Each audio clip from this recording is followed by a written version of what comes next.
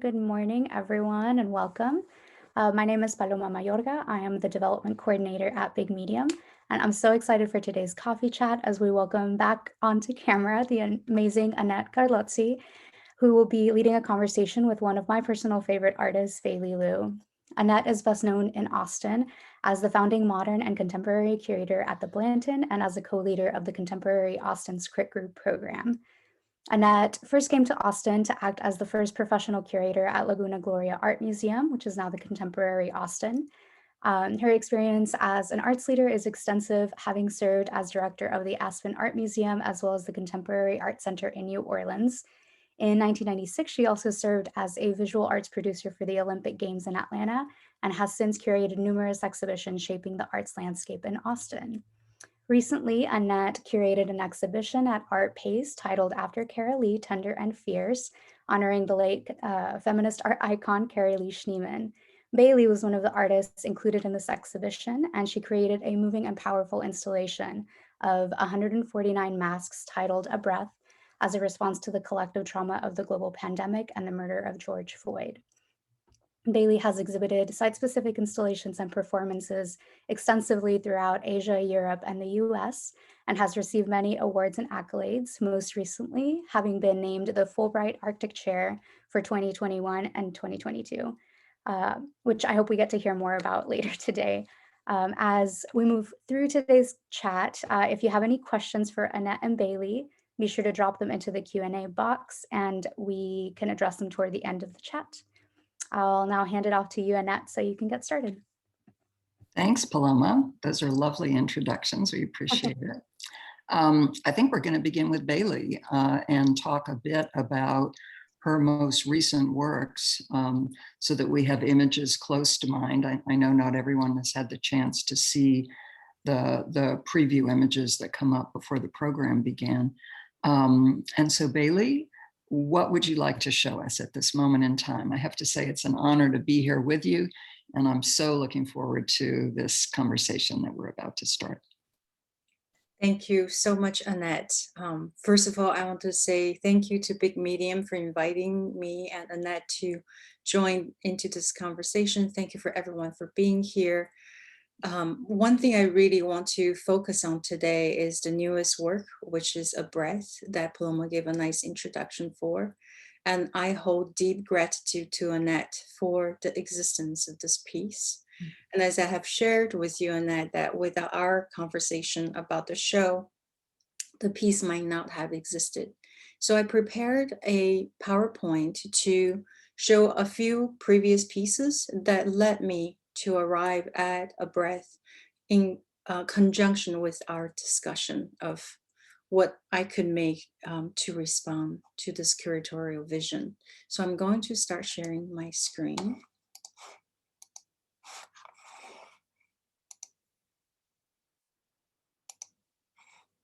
Can everyone see my screen okay if I can get a verbal confirmation?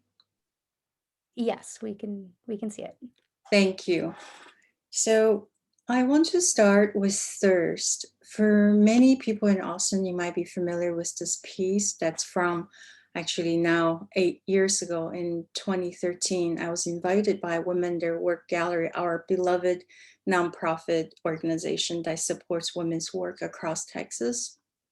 I was honored to collaborate with architect Emma Little, Norma Yancey, and landscape architect Cassie Bergstrom. We looked at the effect of climate change and the multi-year drought we experienced. So in my research, it was said that between 300 to 500 million trees died. And I was stunned myself to think about in my daily surrounding, the trees are green. We go to Lady Bird Lake, everything looked perfect and beautiful. And the seed idea of having to respond to this really horrific loss that we're not aware of came. So this iconic ghostly tree was planted in the center of our Lady Bird Lake. I learned so much through this collaborative experience because it is one of those pieces I could not even imagine it can be done. There's so much encouragement from the collaborative team and women their work. And to be able to talk about something outside of the gallery and museum space proved to be extremely meaningful. I see this as a project of a lifetime. It also leads to the reason why I decided to apply for Fulbright, to go to the Arctic, to research and to learn and to really think about what I want to do as an artist. So I want to start with thirst and the amazing process of putting this impossible vision into the center of the lake and to make it a reality. So if people remember, sometimes you would say the prayer of the tree actually worked, because during the 3 months that thirst was on display, it was flooded twice. As you see here, the Stevie Ray statue is half in water, and we were so proud that the tree stood. So our structure engineer, George Garcia, did such amazing design. It's beautiful, it's clean, and it's strong. Accompanying the tree, we had 14,000 prayer flags strong, borrowing the Tibetan tradition of prayer flags. The idea is, as wind sends these flags fluttering in air, it sends protection to the surrounding landscape and the people that live in it. So this hope for well-being, the sense of protection for our land and our people is embedded in these flags. So here at Flugger Circle, we had this beautiful composition where you could view as you walk around the round circular path. So when the pandemic came, in the anxiety and concern and not knowing what to do, I went back to the most familiar action, which is sewing. So I'm sorry, my daughter is making noise. Can you please be quiet? Sorry, everyone. It's part of artist life. Women do Work gifted me all the surplus prayer flags. It's such a generous gift. So I kept it for many years and thought one day there will be an idea or a project that calls for a perfect use for these flags. So the combination of the pandemic and thinking about this material, I thought making masks out of these flags would be a perfect thing to do. And honestly, it brings comfort to myself to be able to sew and just to make something to keep my hands busy, to process concern, pain, loss through my hand. It's a constant in my work. So I mailed these masks out to anyone who was interested.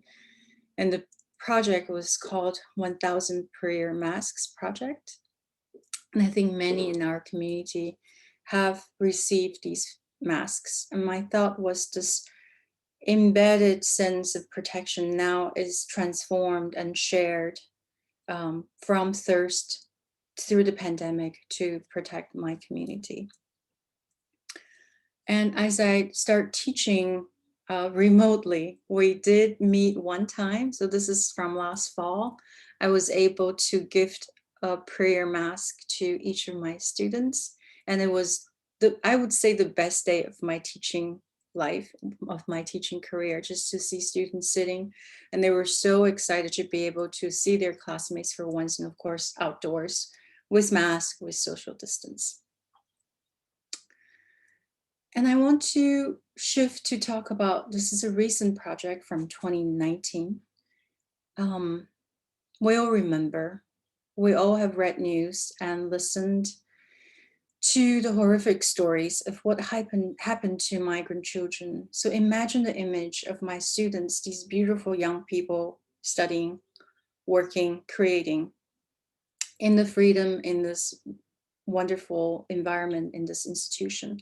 Also think about what happens in this country, in this place that we have so much faith and trust that this could happen. So hundreds of children were removed from their parents at the southern border of the United States to be put into detention centers. As I read these news, my heart breaks with these kids and thinking about the pain their loved ones are enduring. So there is a sense of guilt and inability to help in my comfortable office in front of my computer. And I see my daughter running around looking at our privilege and our comfort and protection. And I thought, I have to do something. As an artist, the only thing I know what to do is to make and to create a project in response to the loss and pain that these family and children were suffering and still are. And many of them are still not reunited with their loved ones. So I saved my daughter's clothes ever since she was born. There is something so special and tender and meaningful to me that these soft little pieces of cloth that protected her body, kind of hugged her body, it holds her warmth, and it holds my touch as I close her, wash these pieces of soft clothing, and I fold them. So the actions of touch that embody our love for our children are embedded in these soft pieces of clothing. I was invited to do a show at Mad Art Studio in Seattle. When I went for a site visit, I was just looking at their brick wall. On one side of this industrial open space, they have red brick wall, and I was looking at the mortar line and thought how amazing it is, this gray powdery substance that seems so mundane and powerless, once activated by water, actually can hold bricks together into a wall. And this idea of bringing the clothing through the cement came to put the clothing into cement. It removes all the bright colors. However, the detail of the soft cloth remain. The sense of tenderness is kind of frozen, but I see the absence is being embodied in these somewhat flattened forms. So the piece is about the absence of the children's body and the absence of the mother's touch and the absence of this connection. And I thought that works, this contradicting pair of material, the soft and the hard, the warm and the cold, the tenderness and the cruelty are then infused into one piece. Above the massive expanse of clothing, I would say the scale of the piece is about 26 feet by 23 by 23. So it's really a large column. So above the plane of cemented children's clothing, I suspended thousands of lines of white cotton thread. They're each dipped in cement as well, so they're hardened. When you're in the space, it feels like these are like rods coming down. There's also this illusion that the pieces of clothing are supported, but they're not. When you get close, you realize there's this break. They're in a way kind of fallen and separated and broken from this illusion of support from above. Here are some details. Working with different material, the sense of discovery is always really important to me. I did not control the fabric so that the text would come through. It just revealed itself, and I appreciate that moment. And then I was able to share this moment with my viewers. Here's a little short video to show the process. My work is usually labor intensive, but I have to say, working with each and every, this process is really immediate. You dip, you see the color disappear right away, and then I lay it down, then it stiffens fairly quickly. I compare this action of putting cloths into cement as taking the life out of them. So it relates to a breath that I'll talk about later as well. I perform in my environment sometimes, and I was asked the question of why I do so. And the answer is actually really simple. It is when the work calls for it, I then come to perform. So similar to the mending project that I've done at Women Their Work, for each and every, I decided to perform, because how do we move forward? How do I continue as I tend to my child to move on as a mother, as immigrant, and as a woman? I thought I go back to what I know how to do, this action of mending. So I performed fixing really torns and tears and damage of small children's clothing, with this idea of once it's sewn, then it could potentially have a life again. And a fun story to share is that my daughter Cyan, who's now 7, would run over, and if she sees a piece of clothing that's her size, she'll happily take it away and put it on her body. Children really don't care if there's a tear that's been mended. So I think there's something really beautiful and touching to see how she responds to these works.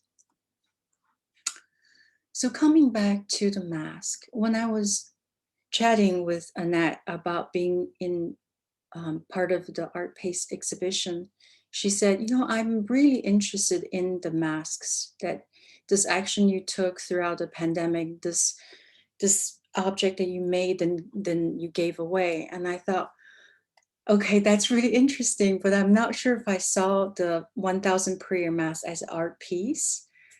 And the cement idea came, and I thought maybe I could put it together. And the reason being, throughout those months after George Floyd's murder, it's something that's traumatic, and it shakes us, and we are stunned and we don't know what to do. And this mask that we lived with in our daily lives, it's supposed to be protecting us. And then the idea of breath came when I'm thinking about breathing. You know, in my culture, we say that life starts with a breath, it ends with one. And this breath is ongoing, that leads us from the day we're born to the day we die. And the year 2020, when you think about it, if it is about that one thing, then it's about breathing, or the inability to breathe. So I'm thinking, how does it feel? What is it like to not being able to breathe? And that's how life departs. So we all know the 8 minutes, 46 seconds, that number, that time that took breath and life away from a human being. So I thought, what is that? So I measured 8 minutes, 46 seconds with my own breath, and that ended up being 149 breaths. So I thought I will use 149 prayer masks. I will dip them in cement. I will entomb them. Therefore, I take away the ability of these masks to protect us, and also to talk about the trauma and the horrific fact, how long 8 minute, 46 second is. And I inserted a studio view to show you guys like the conversation between this test piece of each and every and the test piece of a breath. So my idea was, if you come to the Art Pace show, if you have a chance to see it in person, if you take one breath with each mask, it will give you that physical time, sense, the body understanding of what it was and how long it took. So this is the last image that I have. I'm going to stop share. I talked longer than I thought. And let's come back. And I'd love to hear from Annette and everyone if you have questions. Thank you, Beili. I stand in awe. Your work is about everything that matters. And my role here today is really as a facilitator. When we were chatting about the fact that we wanted to be spontaneous on this phone call, that we both enjoy kind of responding in the moment, you drew my attention to an article that has just been published in Sculpture magazine, March 15th, 2021. It's an interview with you by artist Kay Whitney. And I have to start with that because it is one of the most beautiful and meaningful artist conversations I've had the privilege of witnessing. And the words that you create to describe your work, we've all just had exposure to, if it's the first time or many times for all of us in the audience. And then Kay Whitney, whose work I know, and wow, I had not realized the depth of insight and the kind of, what's the word? I don't know, the perfect balance between her understanding and your understanding of what art should be, of what your own bodies of work should be, and the questions that might be best asked would be. It's just a beautiful, beautiful piece. And so I congratulate you on that. I kind of stand in awe of it, and it made me very happy that what I decided to do today was, rather than talking specifically about the works of art, because you've done that so beautifully, was to talk instead, kind of to the purpose of what I think these coffee chats are about, to talk instead about kind of pivot points and decision moments in the life of arts professionals, artists in this case, and how you made your choice in those moments, what you think of, what's the range. On the one hand, you are a woman on the planet. On the other hand, you have chosen it to be your mission to reach out and feel how others' experience has been, and to make work that is about that. And then, as we've just seen, to be able to articulate from your own perspective so transparently what that experience is and how it feeds into the work. So I don't know that I can add anything better than that to what you've just given us. But if I would ask you to go back maybe at an earlier stage in your life, you've talked a bit about how these recent works have emerged out of your responses to events, politics, morality, and ethics of the moment. And that indeed was why I was hopeful that you would participate in the After Carol Lee show, because I was simply looking for artists whose work today does that very thing, which was rooted in Carol Lee's work back in the 60s and 70s, and still isn't widely enough understood and articulated. So that was the reason for the invitation, and everything you've done since far surpassed what I could wish might happen.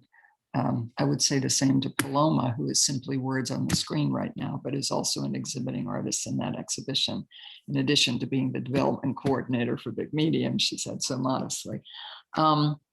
So to go back to that, would you pick a moment, a pivotal moment in your life as an artist, and describe maybe what the challenge was at that point and how you move forward in that challenge in a way that informs your art?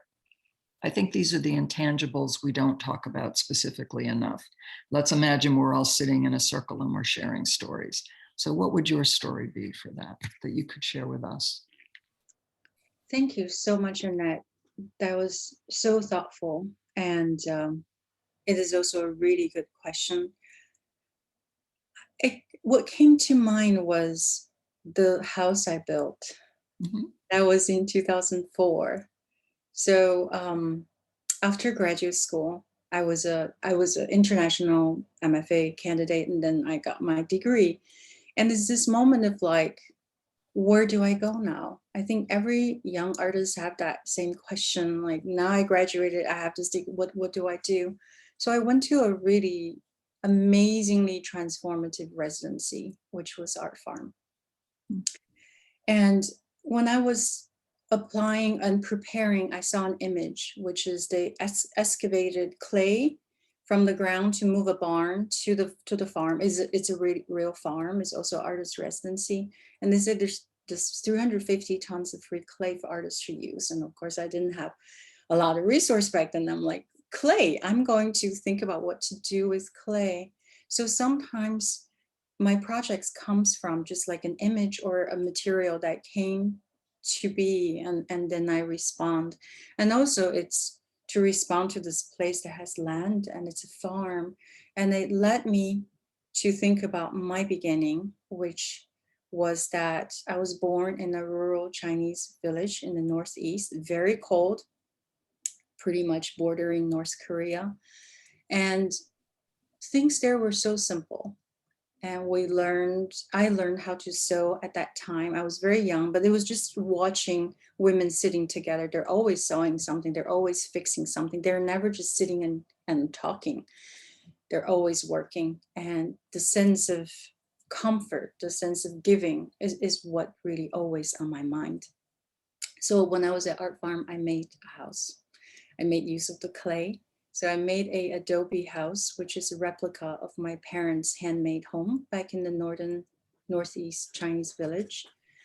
And the story of it is men would come together to make a pretty humble, small adobe house when they're about to get married. So all the men will come and help. It's a nice, wonderful event. And I thought it's really interesting as a daughter and as a young woman, I'm going to make a house of my own. And I did. And this is before I read A Room of Your Own. Somehow there's that poetic connection. And what's interesting was there's this need, really want to make this house because I don't have a home. I didn't have a home then. And it's like a wish. But I also thought it wasn't part of my art practice. Mm-hmm. I thought this is not a portfolio piece. Back then I was doing installations in the gallery using salt and water. So it's just something I'm going to make in this really far away residency. I'm going to make and leave it and let it be. And it took me years to realize that's actually the beginning of my work. So now if I give a full artist lecture, I start from the little house that I made on the prairie in Nebraska, looking at this Chinese house on a foreign land, and this parallel of me as a young Chinese female artist, trying to start a life and start a career here. So I think maybe a long roundabout way to answer your question is that when we have those questions and doubts, it's totally fine, just let it be, but do what you have to do anyway. And by doing that process, that the project itself will teach you. So through making the house, I kind of starting to understand what I want to do as an artist. That was the beginning of it.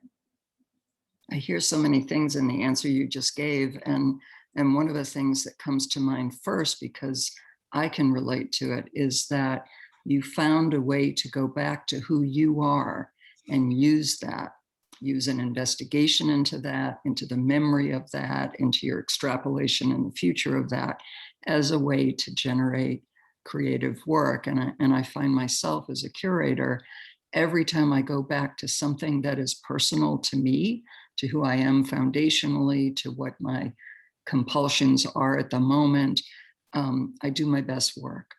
And so embedded in your story of how to reach a decision or a way to move forward is the very simple, humble advice of turn inward and look at yourself first. You know, I think as it's taught in curriculum, that can sound like, who are you uniquely and what do you have to offer and to bring to something?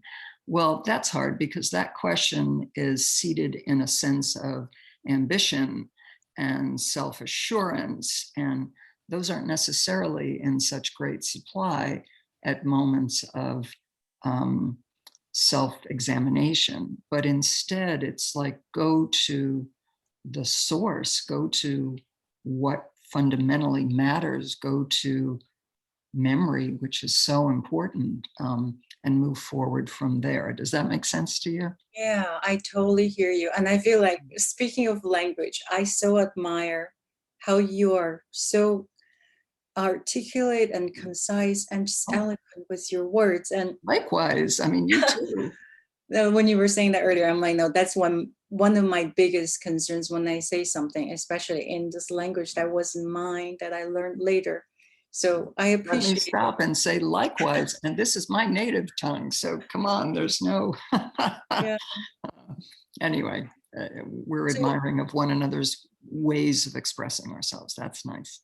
Yeah, thank you. Go ahead. I agree with you. This sense of going inward and also going to that place that might be really vulnerable, yes, that might bring up a lot of doubt, but to be able to face that is courage. Yeah. Right. One thing dear Kay and I talked about is this defiance. Yes. If you think this is not right or I can't do it, maybe I should do it. That's exactly why I should do it. And this house, it doesn't fit, but I'll make it anyway. Mm-hmm. So then it was made. I think, you know, oftentimes the concerns that we have as individuals don't seem, this is another way of saying something I just said, don't seem grand enough to be the notions behind art making. And yet, indeed, they are. And that's especially true for women. And I'm struck by the passage from the humble to the grand in your work, you know, to the monumental in a physical sense, but to the grand in the sort of ontological sense of you go from the smallest, you know, my hand holding a needle and mending in a small stitch, to the most important, as I said originally, you know, this is what matters. The most important and all embracing and all inclusive kinds of constructs. Were you aware when that became the way that you began to work, that it would have this kind of capacity? No. No, I would say no. I think I think it's something that I start with and it will always be with me. I imagine when I become, 90 years old, I'll probably still be making something that I can. Mhm. It's this need to both bring comfort and healing to myself, and it is the way I know to give out. So when I'm making, I don't think about how large it might become. I'm not even thinking about the impact, if it's significant or not. So there are these visions that I sometimes write off, and I think maybe I'm sidetracking a little bit, just thinking about our earlier conversation with thirst. I have to credit that to the encouragement of the collaborative team. I remember when I first brought this idea, this is how I told the group. I said, I have this idea. I read about the trees. We should maybe do a tree, but it's not doable. So let me share, and then we can move on to talk about something doable. So I shared this crazy tree in the lake idea. And I said, okay, now let's move on. And Emily Little, I remember that moment. She said, hang on, let's talk about it. And that's the beginning of us saying, hey, let's see if this can be done. And I'm in awe of their commitment and their generosity and their encouragement, right? Because I really thought, it's crazy. No, it's just fun to share. Now let's continue on. So I think that's reflective of a lot of things that might happen in my studio. Sometimes it's my stubbornness that I continue on, but sometimes it's encouragement from others. Indeed, And and a team that you are able to work within. yes, and everything small, when you accumulate, when you give it this effort, I think it's expanding into a place that may be beyond what we expect. And I'm thinking about the Chinese saying of the journey starts from that first step under your foot, and it's always one step. Life is one breath at a time. It's always one breath, and then it's a lifetime. And the stitch, that's one stitch at a time. But then it becomes everything. That, at least in my case, what I make, but I think it connects everything, every thread, everything that's on our body, everything in our life starts from something small. You're just reiterating additional layers of meaning of a breath, the work in San Antonio, which was specifically a response to George Floyd's murder and the stresses and the traumas of the moments in spring 2020. And this week, here we are, everyone reliving it again, events in the news. Have you had an impulse? I'm going to ask a slightly tangential question to that. Number one, would you like to say anything about that? And number two, have you had an impulse to go be with the work? Because I am missing very much. I gave a tour last night, a virtual tour to a group with Art Pace of the exhibition. And I so wanted to just stay with your work in this moment. Yes, absolutely. And I am so honored to be among this group of amazing women artists and to be just working and listening to you. I feel like I'm learning so much. And there's hope because we are still putting our messages, our visions out there. And you were right. I haven't been with the work very long. The first time I set up all 149 pieces was at Art Pace. sometimes it's a gift to be able to just be with the work for a while. And many times once the show is installed, then the artists leave, right? And we don't get to see the work again. Sometimes that's the last time. But thankfully, San Antonio is not that far. So I definitely want to go back. And I'm looking at the images I took already. I'm thinking about, no, I really need to see it differently, this way or that way. So to be able to go back will be amazing. Yeah, I feel that way too. They've thankfully, the show opened. Beili had made this new work. 3 other artists had made new work. Other works were a few years old, never together before, in this gorgeously kind of noisy conversation with one another and with Carol Lee downstairs. And no one could go. I mean, it literally opened to no public. And it's been that way for months. And so now they're open by appointment. They've extended the show through the middle of July. There are opportunities to go be in the space with the work. And I think for those who are eager to see Beili's, one of her newest pieces, that's an encouragement I would pass along. When you were talking before about the kind of core of what drives you forward in your understanding of your work, I was thinking the word principles, that there are core principles that you, regardless of the form it takes, that drive how you understand what you're doing. Does that make sense? Is that a word that you would use, or would you use a different word from that? I just wrote it down. Sometimes I think language is a gift. Sometimes I have vague ideas, but it's not coming out. Like when I was talking to Kay, she said the personal is political. But it's like hearing it from her, all of a sudden it becomes something now I'm constantly thinking about. So I'm writing this down. I wonder if it's also like this calling that I have to constantly respond to, return to. There's this constant thing that I'm trying to understand. Like, why am I always wanting to go there? But principle is really interesting. I like also your word that you've spoken here, I think, but I've certainly read and heard from you before, which is the notion of offering. It's something that really resonates with me as well. And when I was reading the interview, which is in Sculpture magazine, I don't know if I mentioned that originally, I jotted down some notes, and I just want to share with you because there's an idea in the middle of it somewhere. And that is that I was thinking of seatedness and nestedness. And I don't know that the second one is even a word, but you get it from context now, nestedness. And that when I thought about your work in a really quick way, I understood a kind of progression from, and these may not be the right words and it may not be the right order, but this is how a curator's brain, in my case, worked. And it was to say, the idea is nested within materials, they are nested within actions, they are nested within space, that is nested within time, that moves then to the notion of performance, that moves then to the notion of observation, that moves to insight, and that moves to meaning.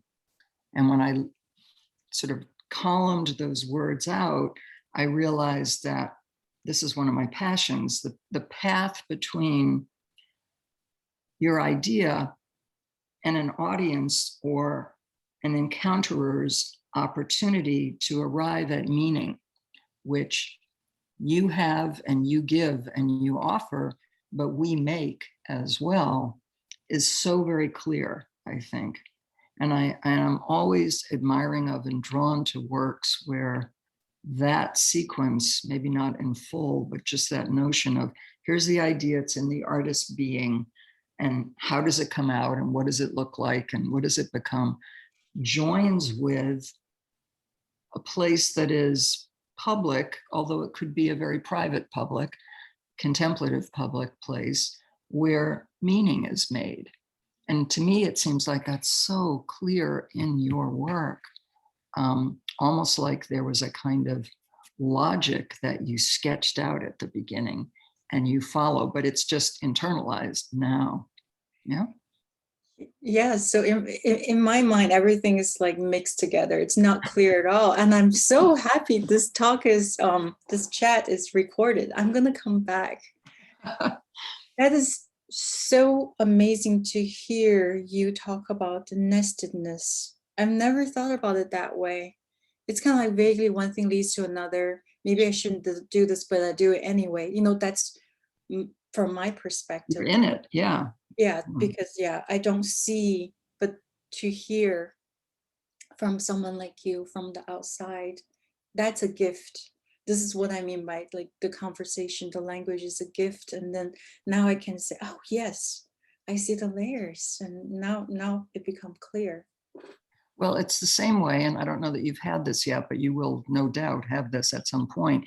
It's the same way. It's like, okay, that's my job as the outside person to come in and tell you what I see.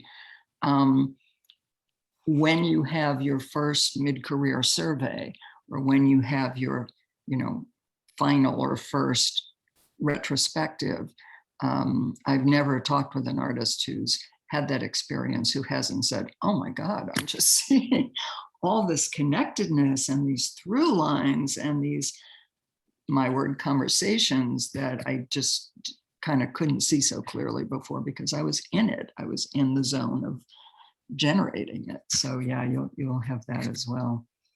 Can I ask a question offside of everything we're talking about, except it does have to do with kind of major career moments, picking up on that idea of your survey or retrospective, which is on the horizon, and then we'll go to questions.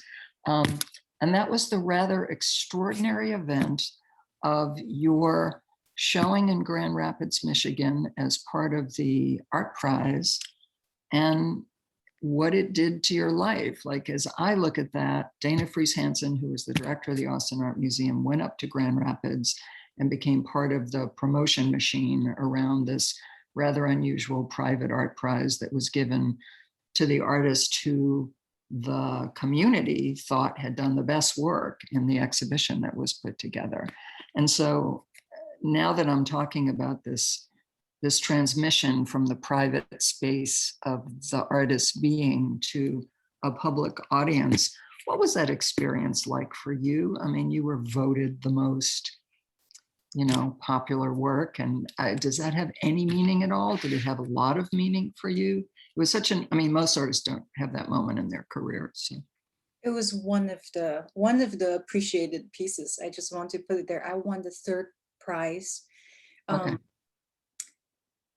I think it was eye-opening in a sense, because so much of our graduate studies, our art world practice is about prestige, is about showing good galleries, name, places, blue chip, this and that. So to put a work into a public space with the sole intention just to share, to see what people respond to, and to talk to people, to be there and to see how an installation work can stand side by side with a piece that's very much realistic, that people really were drawn by, which was the first prize. There is this comfort, but also encouragement in a way, because I had always thought, I want my work to be relevant to everyone. I mean, I know that sounds really grandiose maybe, but I want someone to pass by to see it and to become curious and to perhaps be touched to maybe just a little bit. And in addition to being able to share it with the art world, I want to have the work out there. And that's what I learned from Thirst. This piece that's done by a team of people that's out there as offering, again, that word to our community. It has nothing to do with which artist's name is attached to it. It doesn't matter. It's about that tree we remember. When we talk about Thirst, people say, oh, that white tree in the lake. And there's something so refreshing about that. That obviously it benefited me. I learned a lot. It helps my growth and career. But what's more important is that it's an offering to the city at that time. It become part of our memory and history.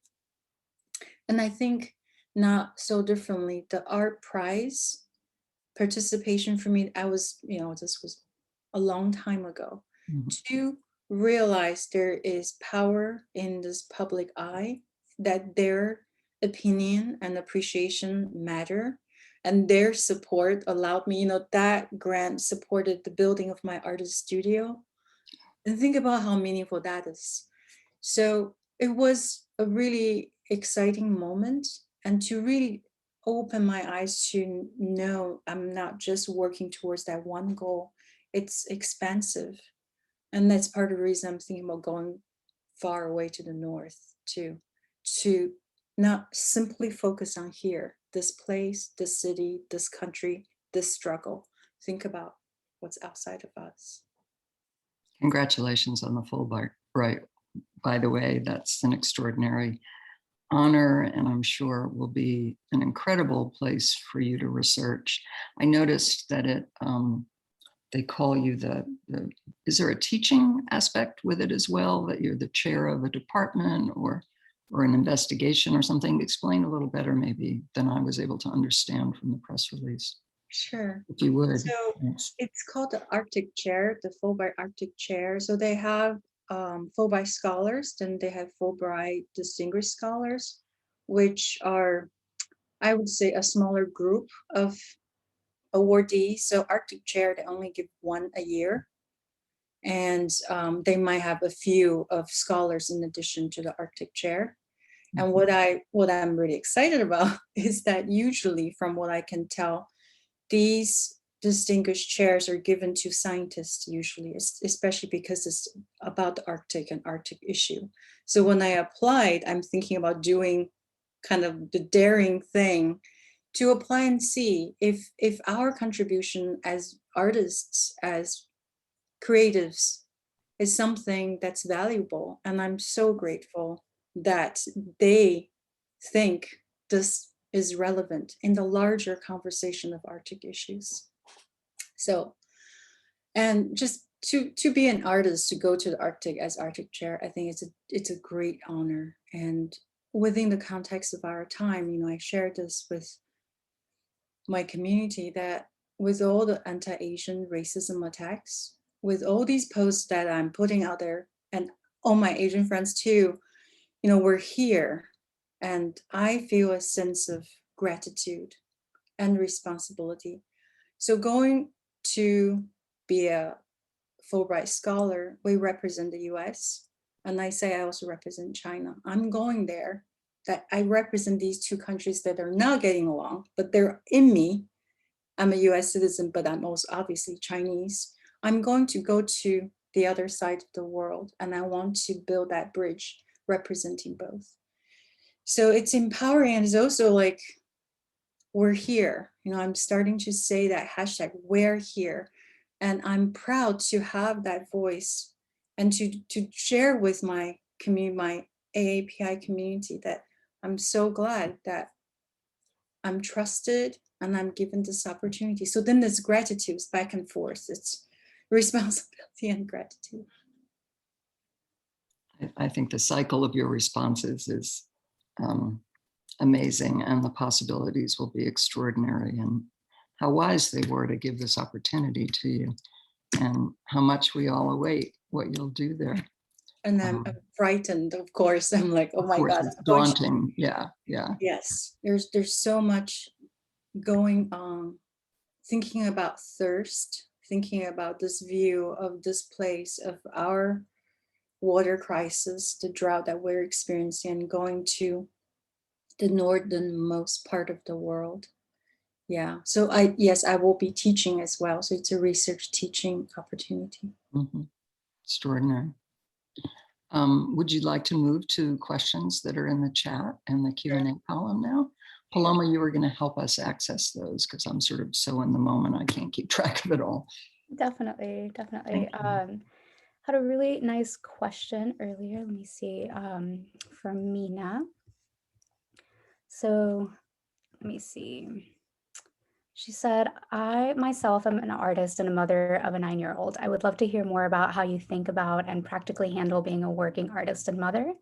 And then she also said, I'm also a daughter of immigrants, having been born and raised as Indian American in mostly white context here in Texas. And I'm currently processing through discrimination trauma that I experienced growing up, and I'm experiencing now in a systematic sense. Can you speak into your experience with this and how you process it, and how you put that into your work? So going off of what you were talking about just now. Sure. Thank you, Mina, so much for your thoughtful question and sharing your experience. It has been a really difficult time, and the pain comes twofold. One is that, of course, we care, we share this identity, this larger community as AIPP peoples. And the pain comes from the attacks, the disregard, the disrespect of especially elderlies in our community. It breaks my heart. I mean, I think my heart is broken like 1,000 times this past year. To hear my students say they're worried about their parents, to hear my young Asian students say, I don't dare to go outside sometimes. I just have this freak out fear. And there are times I thought, Cyan, we're gonna stay home, let dad go get grocery. Let's just be smart.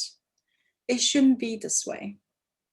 And they shouldn't have taken mass shooting of people for people to notice. But I tell you, to this day, I still have friends. They say, why are you in pain? What is this pain? Where does this pain come from? And they say, but you're doing so well. And I am, and I'm so grateful. So the pain comes from all these different directions. We're overwhelmed, exhausted, and heartbroken. And this heartbreaking is silent as much as we want to say. And this is why I say I feel a sense of responsibility. Even at this moment, I'm speaking, maybe some people are listening. So all what I think we're asking is to listen, to hear, to believe. When we say it hurts, it does hurt. And to share with your friends, to voice your support. I'm not an activist, I'm not a politician, but when it hurts, it hurts. And don't doubt our pain just because we might be doing so well. I'm so sorry that this is happening, that we're facing this. And I hear a lot from my Asian friends. This separation, this unease, people don't know what to say and how to support. In Chinese, we have a line, and I shared with Annette when I was thinking about making a breath, and I said, but I'm not Black, can I talk about this? So I get it, there's anxiety, like this is your pain. I don't know, am I overstepping? Am I taking advantage of this trauma? And the saying says, I use my heart to compare to yours. So this is why I am not that mother who got the little child torn from her arms, but I can cry with her because I'm using my heart to compare to hers.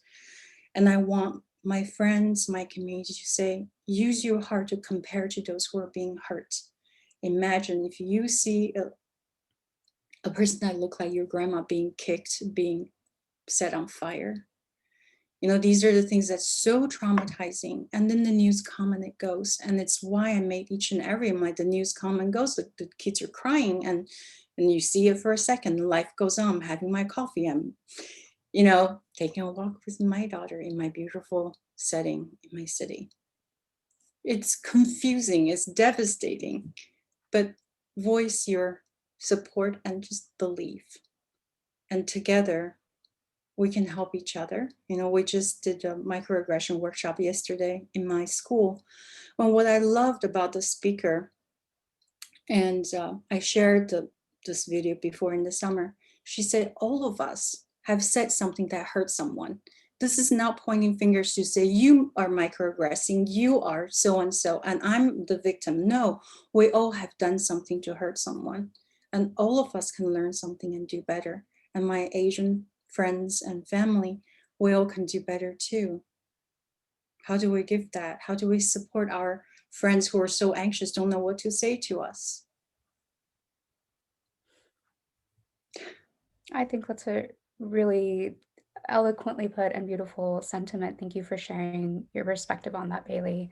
I do want to come back to Mina's question about how you handle being a mother artist full time, but based on what you were just saying, I wanted to ask Tucker's question, which is how you or if you can talk a little bit about the struggle or challenge to find like what piece or work will come next. And I'm really curious if like if the words that you just shared with us, like if that is something that inspires your work, because when you create work, it's I mean, one, it's incredibly powerful the way that you express those sentiments into physical artworks. But those works will continue traveling, I'm sure, and being shown in different places and will outlive the moment that you are putting into, like the experience of the moment that you're putting into it. It's going to outlive that. I think so. I'm wondering if that is something that inspires the works that you create and the ideas of like what will come next in your work. Thank you, Paloma. I'm gonna just keep track of first about kid. Yeah. There was so much fear before I had Cyan, my daughter. I was like, I shared the fear of all my women artist friends. Like, is this gonna stop my work? Is this gonna slow me down? And I'm so comforted and happy to say, no, it hasn't. It's harder. It's a lot harder. So what we did was my dear husband, Blue, who's my superhero support, helps me to install everything. The three of us, we travel. We go together everywhere. We hire babysitters. We get grandma fly out. So Blue's mom's has been so helpful. She's gone to many projects to work with us. And when I look back, I realize I haven't really, I can't say I slowed down. I just did this with my family. And I'm so lucky to have a partner who can come with me and do that.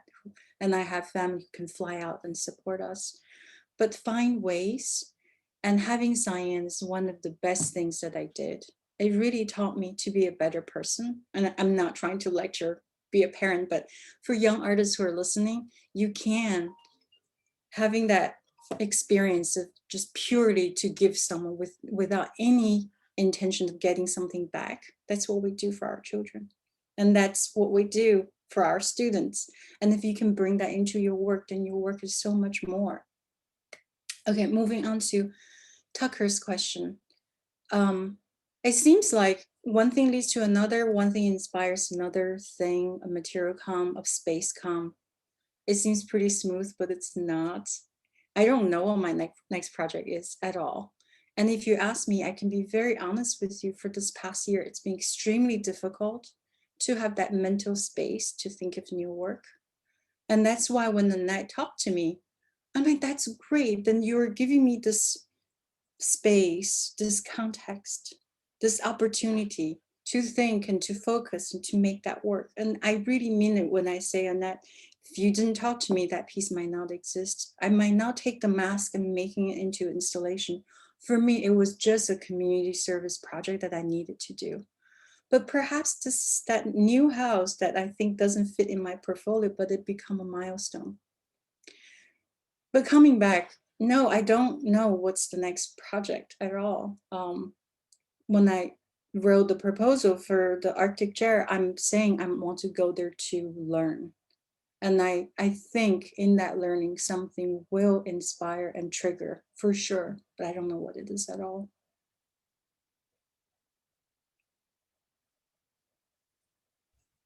Wonderful. I don't think, oh, let me see. We have one more.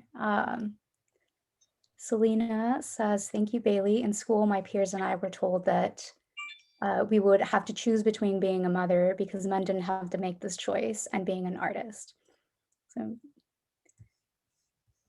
I don't think that we have any other comments or questions from the audience. Are there any last minute words or events that you'd like to point us to see more of your work? I want to say thank you to Beili for being so forthcoming and spontaneous, as we spoke about, and honest and inspiring in everything that you've done and here today. I thank you so much. I really appreciate it. And I want to say thank you to you, Annette, for everything. I so enjoyed talking to you, both as when we were planning for the show and even now. And thank you for joining me today, taking out your time. And I'm going to come back to the recording and write down the amazing thoughts that you shared with me. I've written down several things you've said too. Thank you, Paloma. Really. Thank you, Big Medium and Paloma and Justin and everyone who's helping make this possible, Coca as well. We really appreciate it. And to all in the audience, thanks for tuning in today. Yeah, thank you all so much. And the more that I see your work and learn about your work, like you've always been a source of inspiration for me, Beili, and I mean Annette as well. But the more that I learn about your work, I just get so much more excited, and it becomes so much more meaningful. So thank you, and thank you both for the wonderful conversation today. Everyone.